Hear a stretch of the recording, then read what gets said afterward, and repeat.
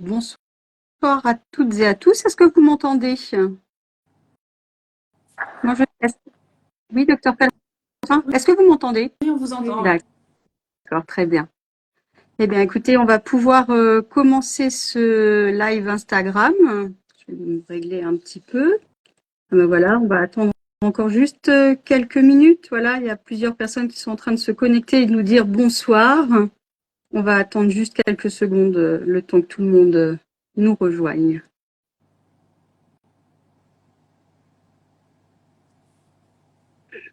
Il y a déjà une trentaine de personnes qui nous ont rejoints. Super. Ça monte, ça monte.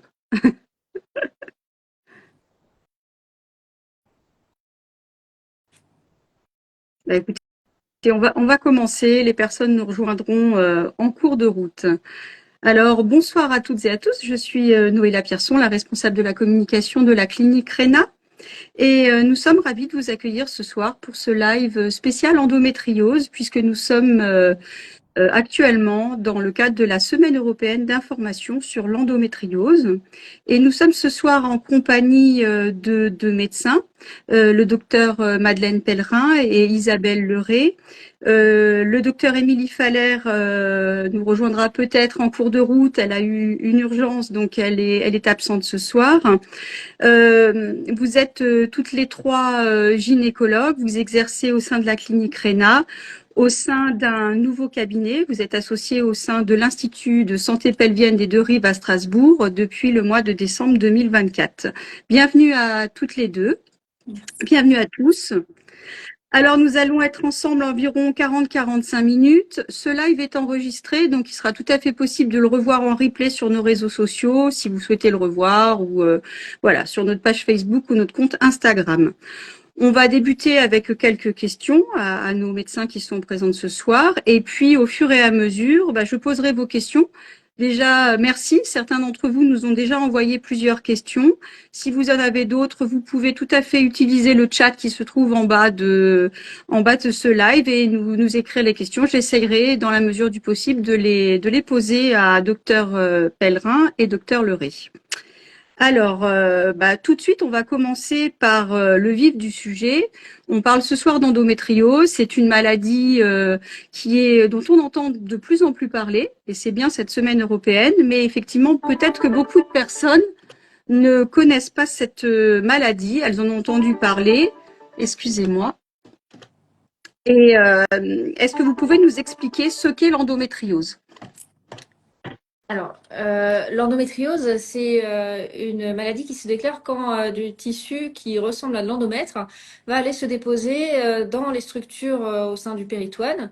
Donc, en fonction de l'endroit où il va se déposer, ça va déclencher des symptômes ou pas chez la personne chez qui ce phénomène arrive. Et donc, on peut avoir de l'endométriose simplement au niveau du péritoine avec des implants qui sont superficiels mais qui peuvent quand même être très, très douloureux. Ou de l'endométriose, par exemple, au niveau des ovaires ou de l'endométriose qui va aller toucher d'autres organes comme souvent, par exemple, le rectum. D'accord. On peut aussi avoir de l'endométriose au sein de l'utérus, c'est ce qu'on appelle l'adénomiose. Et en fait, toutes ces cellules anormales qui sont de l'endomètre, donc l'endomètre c'est ce qui s'écoule en sang au moment des règles, et ben ces cellules elles vont aussi avoir le même cycle qu'au sein de notre utérus, donc s'épaissir au cours du cycle féminin et au moment des règles s'écouler en sang. Et s'inflammer. Et donc, c'est pour ça qu'avoir des cellules anormales qui saignent tous les mois dans un endroit où c'est pas censé avoir cet effet-là, ça fait des douleurs. D'accord. Et cette maladie, est-ce qu'elle touche beaucoup de femmes? Est-ce qu'elle concerne finalement beaucoup de femmes? Est-ce que, voilà, on en entend parler? Alors Est-ce oui, qu'on a des c'est une informations maladie là-dessus? qui est très fréquente, qui est encore aujourd'hui probablement sous-diagnostiquée, Mhm. même si on la diagnostique quand même de plus en plus. Il faut dire qu'on progresse sur cette question-là. On estime à de l'ordre de 10% de la population les femmes touchées par l'endométriose. D'accord. Donc une femme sur 10. Est-ce que c'est une maladie finalement qui peut déjà survenir dès les premières règles chez les jeunes filles? Alors oui, effectivement, on peut avoir des règles douloureuses dès les premières règles et ça peut être un début d'endométriose. Et des fois, c'est très dur à diagnostiquer parce qu'on ne va pas encore avoir de signes. On est vraiment sur quelque chose qui est probablement tout petit, mais effectivement, dès qu'on est très jeune, si on a des douleurs de règles, il ne faut pas hésiter à en parler et au moins à les traiter et par la suite, peut-être qu'on va être amené à trouver une endométriose. Et justement, par rapport à ces symptômes de l'endométriose, les femmes qui nous regardent ce soir se posent peut-être la question par rapport à leur situation. Elles ressentent peut-être des choses qu'elles semblent peut-être anormales ou invalidantes, qui les empêchent peut-être d'aller travailler certains jours, d'aller à l'école, d'aller au lycée, de se lever, voire peut-être de tomber dans les pommes. Voilà. Quels sont les symptômes les plus fréquents de l'endométriose que vous rencontrez? Alors, classiquement, on dit que l'endométriose est caractérisée par les 5D, donc les dysménorrhées, les douleurs pendant les règles. Mhm. La dysurie, c'est en fait des douleurs à la miction, des douleurs en allant à la selle, des douleurs pas dans les rapports et des douleurs un peu généralisées. Ce qui est très caractéristique de l'endométriose, c'est que ces douleurs-là sont au moins au début cycliques, c'est-à-dire qu'elles vont augmenter fortement avec les règles. Euh, voire être présente principalement pendant les règles et disparaître en dehors des règles. Avec le temps, c'est des douleurs qui peuvent se généraliser et on peut arriver à quand on examine une patiente qui a, mettons, la quarantaine et qui a mal depuis 20 ans, bah, peut-être qu'elle a mal tout le temps et ça peut quand même être de l'endométriose. Mais initialement, en tout cas, c'est quelque chose de cyclique. D'accord, très bien. Et est-ce que cette maladie, en fait, quels sont les impacts justement dans la vie des femmes? Parce qu'on voit que pour certaines personnes, c'est invalidant. Quels sont les impacts? Voilà, qu'est-ce que ça provoque en fait chez ces personnes-là? Vous dites que ça peut être des douleurs chroniques aussi Ah au oui, long terme, depuis plusieurs effectivement, années. c'est un retentissement global sur la vie des femmes, hein. C'est des femmes qui vont avoir mal tous les mois pendant leurs règles, mal à pas pouvoir aller en cours, à pas pouvoir aller travailler. Donc il y a un fort retentissement professionnel, avec parfois des femmes qui se mettent en situation de précarité parce qu'il y a des gens qui ne comprennent pas ces douleurs, et même parfois ne comprennent pas ces douleurs. On va avoir également un retentissement parfois au sein du couple. C'est des femmes qui ont mal pendant les rapports, et donc les femmes sont pas toujours écoutées. On se dit c'est pas normal, c'est nous le problème, les hommes ne comprennent pas, ont peur de faire mal. Donc effectivement, il peut y avoir toute cette appréhension, toute cette difficulté au sein du couple. Et après les difficultés avec la famille, ah non, mais t'es encore pas là parce que t'as mal, t'as tes règles. Donc quand c'est pas diagnostiqué, que c'est pas connu, c'est un retentissement sur tous les aspects de la vie de la femme. Oui, effectivement, oui, c'est mal connu parce qu'il y a peut-être effectivement des croyances. On accepte certaines choses. Alors, oui. Avec un risque aussi, bien sûr, sur la santé psychologique, hein, parce que avoir mal tous les mois, bah, ça peut déprimer. Mmh. Avec parfois des cercles vicieux qui se mettent aussi en place, bah, parce que plus on a mal, plus on déprime, plus on se concentre sur cette douleur, plus on s'isole, et c'est pour ça que c'est extrêmement important de prendre aussi en charge cette partie-là. D'accord.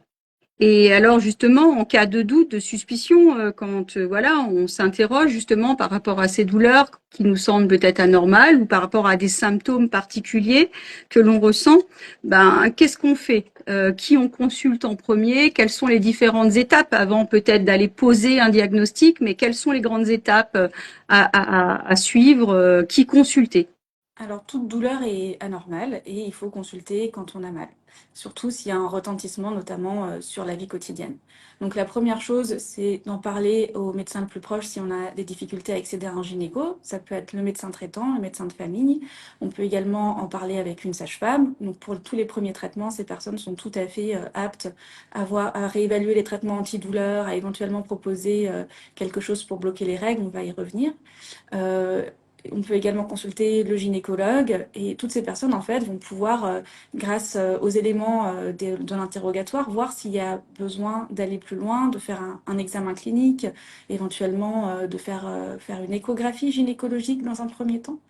Et quand on a plusieurs arguments, et ou bien on fait une échographie gynécologique spécialisée qui va permettre de voir s'il y a de l'endométriose, ou alors une IRM pelvienne qui est un examen qui permet de regarder un peu différemment d'un scanner, mais à l'intérieur du ventre, ce qui se passe. D'accord. Donc qu'on consulte un professionnel de santé, un gynécologue, est-ce que il faut aussi consulter un gynécologue plus spécialisé dans ces sujets-là ou Alors, pas d'emblée. mhm, Euh, Comme Madeleine vient de le dire, les traitements de première intention sont tout à fait du ressort de n'importe quel médecin, même en général, hein, même pas forcément un gynécologue au départ. mhm. Et a fortiori, les gynécologues traitant des patientes savent prendre en compte ces choses-là. Donc, le médecin spécialisé ne vient qu'en deuxième recours quand les traitements de première intention ne marchent pas, ne suffisent pas, ou qu'on pense que probablement il y a une indication opératoire. Là, effectivement, il faut aller voir un gynécologue, un chirurgien, un gynécologue ou un gynécologue médical spécialisé dans l'endométriose. Justement, par rapport, justement, vous parlez de diagnostic, on voit, on estime que le diagnostic est souvent, met plusieurs années à être posé parce que on est un peu dans une errance médicale. Et justement, quels sont les différents examens qui permettent de suspecter puis de diagnostiquer une endométriose? Quelles sont les différentes techniques ou examens qui existent? Quels sont-ils? Bah, il y a l'échographie gynécologique hein, qui permet déjà dans un premier temps d'avoir pas mal d'informations. Ça va éliminer les autres diagnostics, euh, principalement les kystes, les fibromes, tout ce qu'on peut également avoir au niveau de l'appareil génital. Et ça va permettre parfois de voir des signes d'endométriose. Et donc à ce moment-là, bah, on a déjà le diagnostic. Si jamais on est en échec de traitement de première ligne et qu'on a une échographie qui est normale, à ce moment-là, ça pourrait être intéressant d'aller jusqu'à l'IRM pelvienne, donc dans des centres de radiologie, de manière à voir des choses qui seraient passées inaperçues à l'échographie, qui sont peut-être plus discrètes ou sur d'autres organes, comme par exemple le rectum ou des lésions péritonéales, donc dans la cavité abdominale autre. D'accord.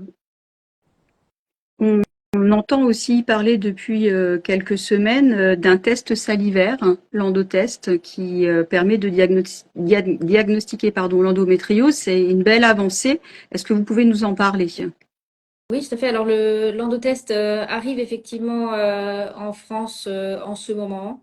Il y a 80 centres qui ont été choisis pour pouvoir le prescrire.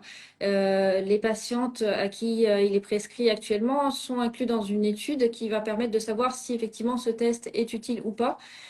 Puisque contrairement à l'impression que peut donner le fait qu'il est fait simplement sur un prélèvement de salive, ça reste un test complexe et extrêmement coûteux. Et donc, il a un intérêt si il modifie la prise en charge des patientes. Et donc, c'est dans ce cadre-là que, à ce moment, il est prescrit donc par les centres de référence pour voir si ça va modifier leur pratique ou pas chez ces patientes-là. Sa prescription sera étendue dans les mois à venir pour inclure 25 000 patientes qui, elles, ne feront plus partie de l'étude clinique. D'accord. Très bien. Donc là aussi, voilà, c'est pas un test qui est en vente libre en pharmacie. C'est pas un test Covid qu'on fait chez soi. C'est vraiment étape par étape quand on a éliminé un certain nombre de Encore à choses. l'état de recherche, on cherche sa place en fait dans ce qu'on a comme arsenal en fait diagnostique. Quelle va vraiment être sa place pour l'instant, on ne sait pas. En tout cas, à Strasbourg, c'est pour l'instant le centre hospitalier universitaire des US donc, qui va être agréé pour pouvoir faire ce test. Alors, plusieurs personnes nous posent des questions hein, sur les symptômes, les solutions, beaucoup de questions. Je vous en livre quelques-unes, on continuera après. Une personne nous dit, voilà, oups, je suis passée sur la deuxième, parce que j'ai tellement de questions. Voilà, beaucoup de gynécologues prescrivent en première intention la pilule pour soulager la maladie. Est-ce que c'est la seule solution? Cette personne nous dit, j'ai décidé d'arrêter les contraceptions hormonales depuis 5 ans. Donc une femme qui justement ne voudrait pas prendre d'hormones et finalement les gynécologues prescrivent bien souvent la pilule. Alors, Quelles sont les autres possibilités de traitement aussi? il faut déjà se rendre compte que l'endométriose, c'est une maladie extrêmement complexe. Là, on parle de l'endométriose comme si on avait qu'une, mais il faut savoir que chaque femme a une endométriose différente et une évolution différente. Donc, on n'a malheureusement pas de traitement curatif, ça reste une maladie chronique, mais on a des traitements qui vont traiter les symptômes. C'est une maladie des règles, donc effectivement, malheureusement, le traitement qu'on a qui va bloquer les règles, c'est ce qu'on appelle des pilules. On en a plus d'une cinquantaine, donc on peut effectivement en essayer plusieurs selon les effets secondaires ressentis par les patientes. Et il y a des femmes qui vont être vraiment soulagées d'avoir un traitement pour bloquer leurs règles.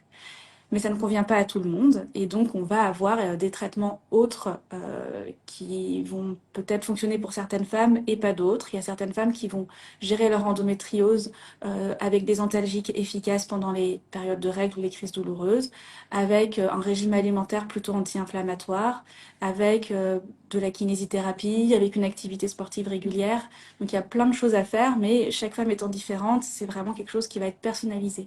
D'accord. Personnalisé. Est-ce que on peut aussi justement, comme vous dites, si c'est individuel, c'est chacun trouver finalement ce qui va soulager chacune, voilà, essayer des choses. Également peut-être se tourner vers une association, peut-être pour échanger. Oui, tout à fait. Il y a des associations de patientes qui sont très actives et qui proposent enfin, de l'information très complète. Euh, Comme vous le disiez tout à l'heure, effectivement, il y a énormément de possibilités thérapeutiques. Il n'y a pas de solution qui convienne à toutes. Et parfois, ces possibilités thérapeutiques vont permettre d'avancer un petit peu. Et en avançant petit bout par petit bout avec plusieurs solutions, on va arriver à trouver une solution qui satisfasse la patiente. Mais Mhm. c'est vrai que quand on ne souhaite pas prendre de contraception hormonale, c'est plus compliqué de prendre en charge la douleur de l'endométriose. D'accord. Parce que vous nous expliquez donc il n'y a pas de traitement, il n'y a pas un médicament. Alors, on avait quand même malgré tout une question qui nous avait été posée. Une personne qui nous disait, on m'a parlé d'un nouveau médicament qui remplacerait le décapeptyle. Est-il efficace? Alors là, Alors, le décapeptyle, c'est un médicament qui se fait sous forme d'injection pour induire une ménopause artificielle. C'est une injection qui peut durer entre 1 et 3 mois selon le dosage. Et du coup, c'est assez efficace puisque à la ménopause, on n'a plus de règles et donc souvent les femmes qui ont l'endométriose vivent un peu mieux, sont un peu plus tranquilles. Et donc, cette ménopause artificielle peut, chez certaines femmes, très bien jouer sur les effets de l'endométriose, sur les douleurs de l'endométriose. Malheureusement, ça a tous les effets secondaires liés à la ménopause qu'on arrive plus ou moins à contrer, mais on a fait une injection, donc elle va durer au moins 1 mois en général. Le nouveau médicament qui est sorti en France, qui existait déjà dans d'autres pays, c'est un médicament sous forme de comprimé, ce qui fait qu'on n'a pas d'injection à faire et on peut l'arrêter du jour au lendemain, qui va mettre en ménopause artificielle au niveau de l'appareil génital, mais qui va avoir en même temps un traitement qui va contrebalancer les effets de la ménopause, donc avec un petit peu d'œstrogène, un petit peu de progestérone, qui sont les hormones féminines. C'est un traitement qui a l'air assez prometteur, mais qui arrive vraiment en fin de course quand on a un échec des traitements plus classiques qu'on connaît mieux. d'accord. Alors j'ai également une autre question. On nous demande quelle est la place du régime, donc je pense d'un régime alimentaire anti-inflammatoire. Vous en aviez un petit peu parlé tout à l'heure. Oui, tout à Voilà. fait. Alors, l'endométriose, c'est une maladie inflammatoire, hein, puisque quand cet endomètre mal placé va saigner, ça va créer une inflammation dans le péritoine, et c'est notamment cette inflammation qui est responsable de la douleur. Le fait de diminuer l'inflammation générale va permettre de contrôler mieux ces douleurs. Et c'est dans ce sens-là que le régime alimentaire anti-inflammatoire peut être bénéfique, d'autant qu'il permet aussi de restaurer un microbiote plus sain. Et donc, va s'attaquer à tout ce qui est symptômes digestifs liés à l'endométriose, qui sont également fréquents chez ces patientes. On avait justement une question aussi un peu dans le même sujet. Une personne qui a de l'endométriose digestive, des symptômes au niveau de l'estomac. Comment peut-on détecter cette endométriose sur le plan digestif? Alors, je ne sais pas si c'est le terme, mais Oui. Alors, l'endométriose digestive, généralement, c'est plutôt au niveau du rectum. d'accord. Voilà, c'est plutôt plus bas. Euh, on peut la détecter alors sur des symptômes déjà pour commencer. S'il y a du sang dans les selles au moment des règles, c'est un symptôme qui va nous faire craindre une endométriose qui aurait attaqué le tube digestif, effectivement. Euh, ou des douleurs à la défécation aussi pendant les règles, des choses comme ça. Euh, à l'imagerie, on va rechercher des nodules d'endométriose qui sont situés au niveau du cul-de-sac de Douglas, donc entre le vagin et le rectum ou un peu plus haut. Et puis, on peut aussi les voir à l'IRM si on fait une IRM. D'accord. Et justement, là, il y a aussi on pose une question, y a-t-il un lien entre la maladie de Crohn et l'endométriose? Alors, pour l'instant, pas à notre connaissance, on n'a pas retrouvé de publication qui rapportait un lien entre maladie de Crohn et endométriose. Après, ce sont toutes les deux maladies inflammatoires euh, qui vont avoir toutes les deux des symptômes digestifs, hein, comme on a vu. Et bon, ce serait vraiment pas de chance d'avoir les deux en même temps. Mais Alors, par contre, il peut y avoir des symptômes qui peuvent ressembler à la maladie de Crohn dans l'endométriose. Et donc, il peut y avoir des confusions, des difficultés diagnostiques, on va dire, entre les deux. plusieurs questions aussi se rejoignent au niveau de la thyroïde. Il y a plusieurs questions dans cette thématique-là. Est-ce qu'il y aurait un lien entre la thyroïdite Hashimoto et alors je m'exprime mal, l'adénomyose. Voilà. On parle également de dystrophie nodulaire de la thyroïde. Est-ce que ça pourrait avoir une incidence? Voilà, donc peut-être un sujet au niveau de la thyroïde et de l'endométriose. Est-ce que c'est lié? Alors, un peu la même réponse que pour la maladie de Crohn. À notre connaissance, il n'y a pas d'article qui fasse état d'un lien entre les deux. Ça reste, là pour le coup, c'est des maladies auto-immunes, donc avec aussi une dysrégulation au niveau du système immunitaire. Mais bon, là, le lien paraît encore un petit peu plus lointain. D'accord. Alors, vous nous disiez tout à l'heure que l'endométriose, finalement, ne se guérit pas. Hein, on trouve ce qu'il. Mais est-ce qu'il existe, malgré tout, quand même, bon, on a parlé des traitements médicamenteux, d'autres alternatives. Est-ce qu'il existe des opérations chirurgicales possibles également Ah oui, d'aller effectivement. La chirurgie, c'est un des moyens qu'on a de traiter l'endométriose, pas pour la guérir, mais pour améliorer des symptômes qui seraient dus à des gros nodules d'endométriose, par exemple. Donc, la chirurgie intervient en dernier recours, hein. On a déjà essayé d'autres choses avant. Effectivement, une chirurgie, c'est lourd. Quand on peut l'éviter, on l'évite. Et on va enlever la maladie qu'on voit dans le ventre en essayant quand même de préserver les différents organes, de ne pas impacter la qualité de vie de la femme sur d'autres organes. Donc c'est une chirurgie qui est assez complexe. On va également prendre soin de sa fertilité si c'est une patiente qui a un projet de grossesse par la suite. Donc en préservant les ovaires, en évitant de trop opérer les ovaires qui auraient des kystes d'endométriose. Parfois, c'est une des chirurgies très complexes où on peut être amené à enlever des bouts de tubes digestifs ou des bouts de vessie. Donc ça, on le fait en collaboration avec des chirurgiens urologues et des chirurgiens digestifs. Et puis des fois, quand on est en bout de course, qu'on n'a plus de projet de grossesse, et ben, on peut aussi enlever l'utérus et les trompes, qui peut régler une partie des symptômes. Alors justement, voilà, on enlève. Il y a peut-être aussi des fois des idées reçues, des croyances. Justement, on a parlé de la ménopause, on a parlé des opérations, on a parlé de la contraception. Justement, est-ce que la chirurgie n'est pas la seule solution?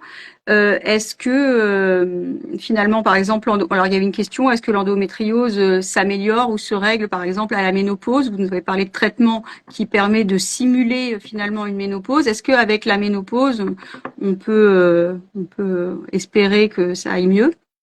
Alors, globalement, oui, surtout sur les traitements, sur les lésions actives d'endométriose. Disons qu'après après la ménopause, ces lésions ne vont plus saigner. Donc, il va plus y avoir cette composante de douleur aiguë comme on peut avoir pendant les règles avant la ménopause. Par contre, il peut y avoir déjà des adhérences en place. Et il peut y avoir une sensibilisation à la douleur liée au fait qu'on a souffert pendant tellement longtemps. Et ça, c'est des composantes qui, elles, vont pas forcément régresser à la ménopause et qu'il va quand même falloir traiter. D'accord. J'avais également alors là, on a une question extrêmement précise. Je vais essayer de vous la lire. Elle est assez longue.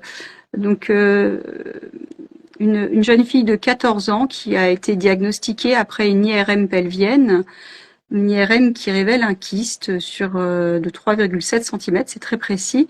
Et apparemment, les kystes ne s'opèrent qu'à partir de 4 cm. Ce kyste-là gêne. Alors, je ne sais pas si c'est une question en rapport avec l'endométriose finalement, mais voilà, est-ce que C'est c'est un difficile élément?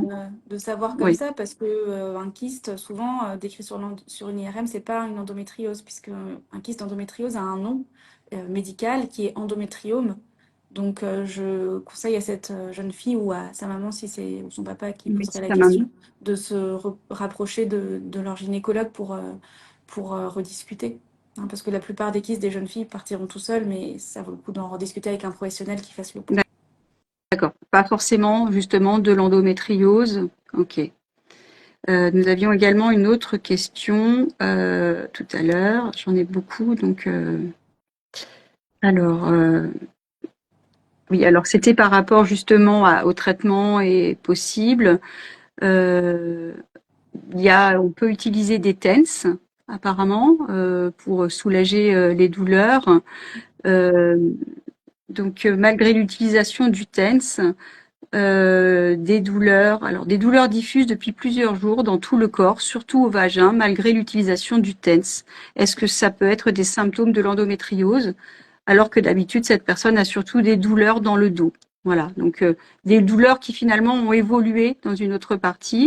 Donc, je ne sais pas du tout si cette personne est, je ne pense pas qu'elle soit diagnostiquée puisqu'elle nous pose la question, est-ce que ça peut être des symptômes de l'endométriose? Donc, Je auparavant sais des pas parce douleurs dans le dos, qu'elle a un finalement. TENS, donc avoir un TENS suppose déjà qu'elle est pas mal prise en charge pour une douleur Oui, chronique. Donc, je sais peut-être. pas dans quel cadre.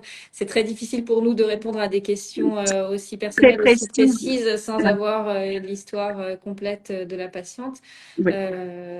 Les symptômes d'endométriose peuvent évoluer, mais je ne peux pas Mhm. dire de façon Voilà. précise. Il y a vraiment voilà, beaucoup de questions autour des symptômes et des douleurs que peuvent ressentir les femmes, des douleurs aux jambes, euh, des douleurs fortes dans les jambes. Est-ce que ça peut être une suspicion? Est-ce qu'on peut penser à Est-ce l'endométriose? qu'elles sont cycliques? C'est la première question déjà. Voilà. Est-ce Mhm. que c'est des douleurs pendant les règles dans les jambes?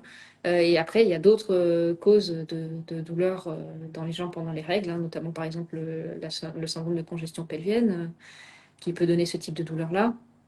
Euh, donc il faut se méfier. Toutes les douleurs ne sont pas forcément de l'endométriose, mais il faut les Mhm. explorer. D'accord. On a une question. Alors là, c'est pareil. Je pense que je sais pas pourquoi on ne peut pas enlever ces adhérences si elles sont si douloureuses en fait. Pourquoi on ne les enlève pas? Voilà la question. Alors en fait, Apparemment. on a quand même une stratégie quand on rencontre quelqu'un, on va quand même faire un point complet. On va regarder le rythme des douleurs, la localisation des douleurs, qu'est-ce qui va provoquer les douleurs. Puis on va également avoir pas mal d'outils qui vont nous permettre de calculer des scores pour évaluer ce que disait ma collègue tout à l'heure.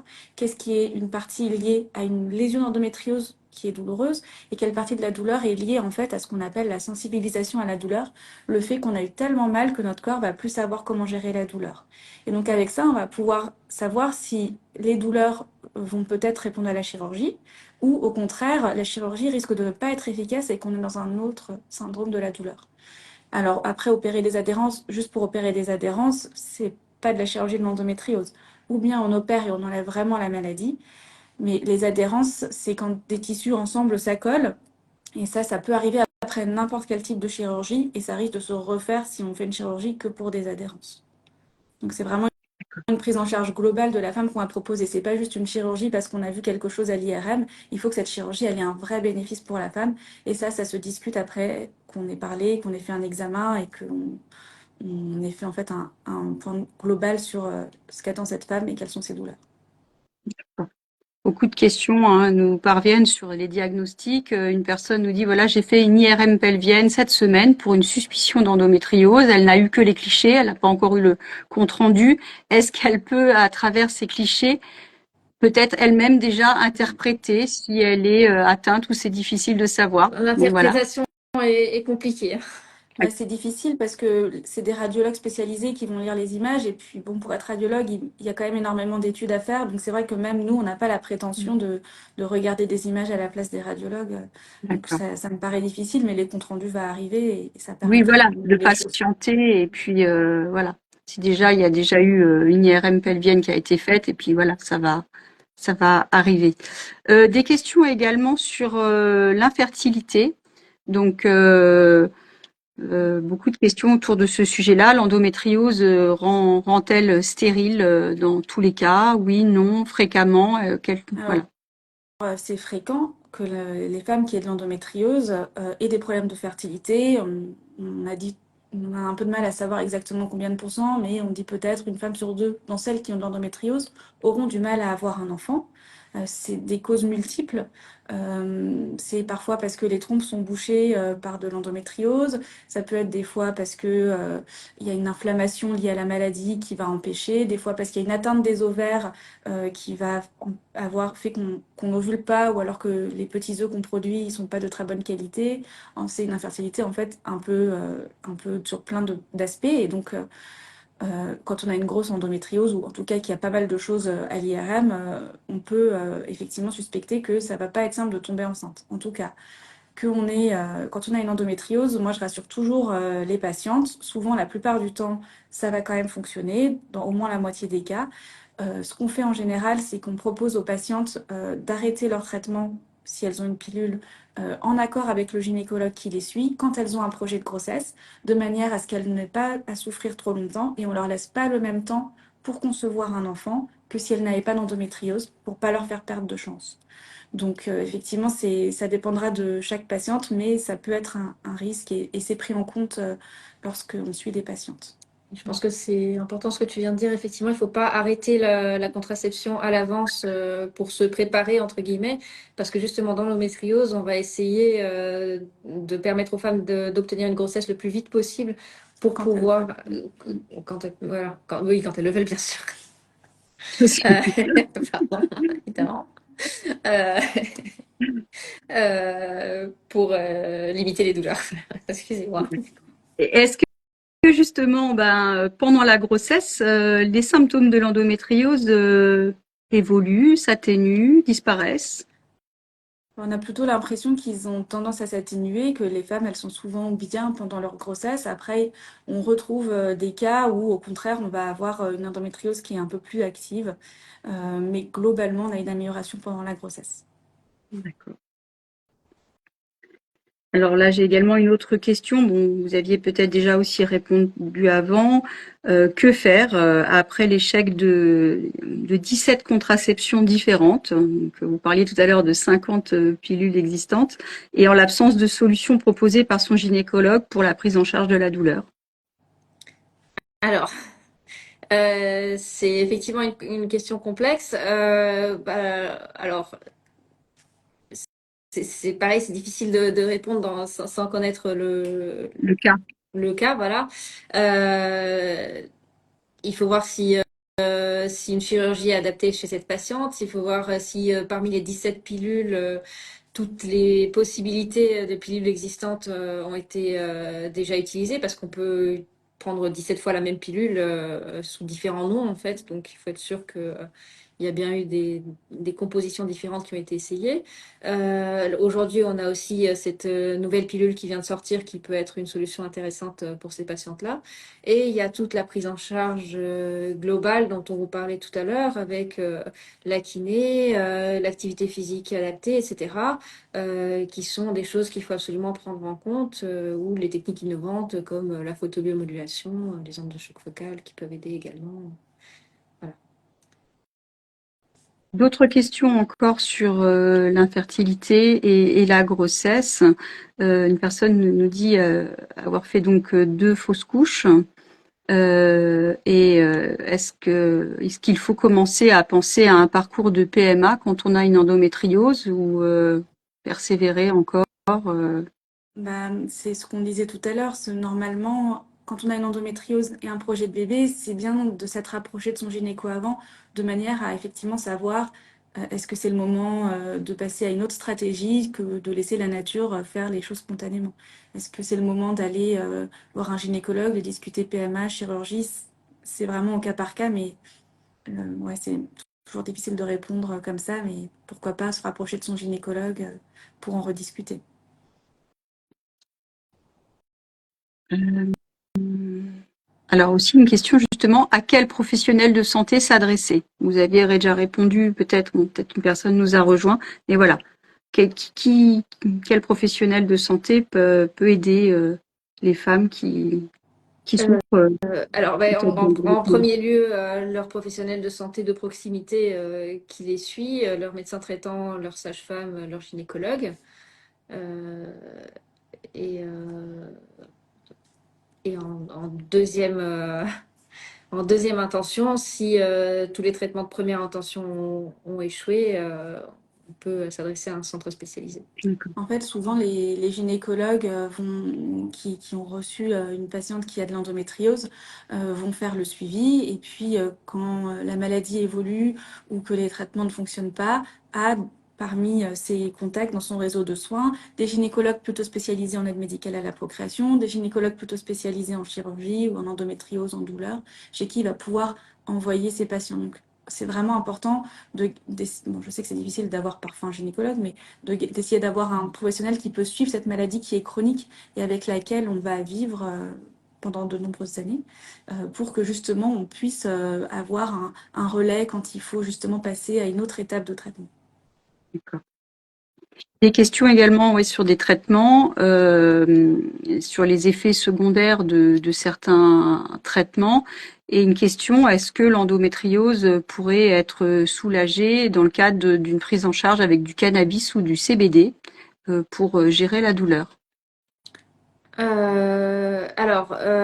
Le CBD peut être utile dans la gestion des douleurs chroniques en général, donc également celle de l'endométriose, oui.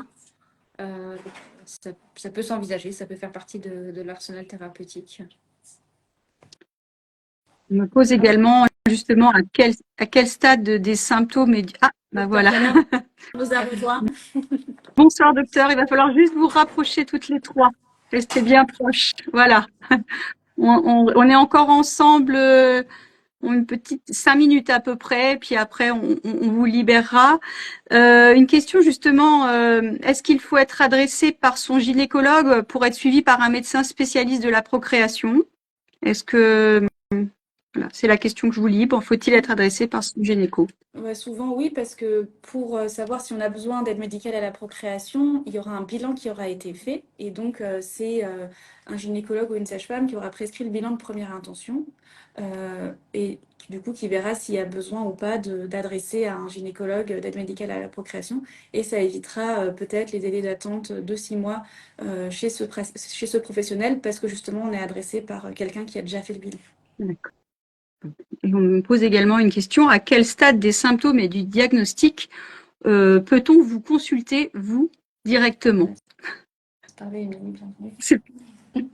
Bonjour, désolée, j'étais au bloc avec une dame qu'on a opérée d'endométriose compliquée, donc des fois, il faut prendre un peu plus de temps parce que je pense que vous en avez parlé, la maladie est différente d'une personne à l'autre, donc il faut pouvoir donner les meilleurs soins et dans les temps nécessaires. Donc parfois, la consultation, elle peut être plus longue et des fois, la chirurgie aussi peut être plus longue. Donc il faut juste prendre le temps de faire bien. Donc désolée d'avoir raté le début. L'endométriose, il y a tellement de patientes qui sont atteintes qu'il faut vraiment un peu faire un réseau de soins parce que c'est pas les mêmes soins qu'on a besoin quand on veut juste un diagnostic que quand on a une endométriose très sévère qu'il faut opérer. Donc, dans notre centre, on peut faire un peu tout, mais on est surtout du deuxième recours. Le diagnostic, on peut en faire parce qu'on fait des échographies référées, on peut donner des diagnostics pour des douleurs, mais en règle générale, les patientes qui viennent nous voir, elles ont déjà vu quelqu'un qui a fait les premiers soins, les premiers diagnostics, et puis on les voit que s'il y a un doute diagnostique, des fortes douleurs, ou si c'est une endométriose peut-être qui nécessite une chirurgie ou une infertilité qui nécessite un bilan complet pour pouvoir passer les patientes en réunion de concertation pluridisciplinaire. C'est pour ça qu'on ne peut pas voir tout le monde. On aimerait bien voir tout le monde, mais quand on fait la chirurgie, on passe la moitié du temps au bloc. Donc nos consultations, il faut qu'elles soient un peu triées parce que sinon, on n'a pas le temps de voir celles qui ont vraiment besoin d'être opérées. Donc désolée, c'est vrai que c'est un peu compliqué d'avoir les rendez-vous parfois, mais on aimerait bien pouvoir voir tout le monde. Oui. On a vu qu'il y avait vraiment des endométrioses, des cas de figure, des situations très diverses selon les femmes, des symptômes différents, un impact différent aussi sur la vie des femmes. Ça va vraiment dépendre. Donc c'est toute la complexité de cette maladie. Et on parle cette semaine, donc c'est l'occasion vraiment de mettre en lumière, puisque depuis 2022, il y a une stratégie nationale de lutte contre l'endométriose qui a été mise en place par le ministère de la Santé. Donc c'est qu'il y a vraiment une prise de conscience de l'importance et de l'impact de cette maladie sur les femmes. On voit qu'il est encore mal connu, parfois mal diagnostiqué. Et puis justement, que dire un peu à l'entourage, le conjoint, la famille, les collègues qui peuvent peut-être côtoyer une personne qui souffre d'endométriose. Comment on peut réagir? Enfin, que faire peut-être? L'endométriose, c'est effectivement l'affaire de tout le monde, donc des femmes qui vont être concernées, mais de tout le monde, puisque tout le monde va connaître quelqu'un qui va avoir de l'endométriose. Donc le mieux, c'est de se renseigner auprès des professionnels, sages-femmes, médecins, et aussi auprès des assos de patientes. Il y a des sites qui sont très bien faits afin de pouvoir comprendre ce que traversent ces femmes et peut-être que au moins le retentissement sur leur vie quotidienne soit un peu moins important, de comprendre que c'est parfois des périodes du mois qui sont difficiles, que les soins peuvent être lourds, le fait de devoir consulter, peut-être de devoir se faire opérer. Donc pour tous les accompagnants, les aidants, les soutiens, merci d'être là pour ces femmes et merci d'écouter ce live si vous êtes là pour vous renseigner sur cette maladie. D'accord, très bien. Eh bien, écoutez, il est bientôt 19h15, on aura tenu notre horaire. Il y a eu beaucoup de questions, on n'a probablement pas pu répondre à toutes les questions parce que, comme vous avez dit, il y a des cas de figure, il y a des situations très personnelles qui sont posées. Je vous laisse peut-être le mot de la fin pour sur cette semaine européenne de l'endométriose et puis peut-être clôturer un petit peu cette soirée et puis donc rappeler aux personnes que ce live a été enregistré. Il sera possible de le revoir en replay sur nos réseaux dans quelques jours. Je vous laisse la parole peut-être de fin pour conclure cette soirée. Bon, on voulait remercier la clinique Réna pour son aide dans l'organisation de ce live parce que j'en aurais pas su faire.